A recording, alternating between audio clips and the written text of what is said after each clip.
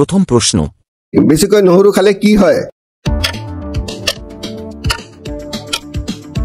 শুদ্ধ উত্তৰটো হ'ল আমেৰিকা নেশ্যনেল কেঞ্চাৰ ইনষ্টিটিউটে প্ৰকাশ কৰা এক গৱেষণাৰ মতে খালী পেটত অত্যাধিক নহৰু সেৱন কৰিলে যকৃতত জ্বলন, বমি ভাৱ, আনকি বমিও হ'ব পাৰে। ইয়াৰ উপৰিও বেছিকৈ নহৰু সেৱন কৰিলে মূৰ ঘূৰোৱাৰ দৰে সমস্যা হ'ব পাৰে, কাৰণ বেছিকৈ নহৰু সেৱন কৰিলে ৰক্তচাপ কমি যায় আৰু দুৰ্বলতা অনুভৱ হয়। কোনবোৰ ফল প্ৰতিদিনে খালে কৰ্কট ৰোগ হোৱাৰ সম্ভাৱনা 50% হ্ৰাস পায়? শুদ্ধ উত্তৰটো হ'ল দিনটোত এটা নেমু খালে কেঞ্চাৰৰ সম্ভাৱনা 50% হ্ৰাস পাব পাৰে। ইয়াৰ উপৰিও ব্লুবেৰী, ৰাছবেৰী, ব্লেকবেৰী আৰু ষ্ট্ৰবেৰী আদি জামজাতীয় খাদ্য আমাৰ স্বাস্থ্যৰ বাবে অতি উপকাৰী।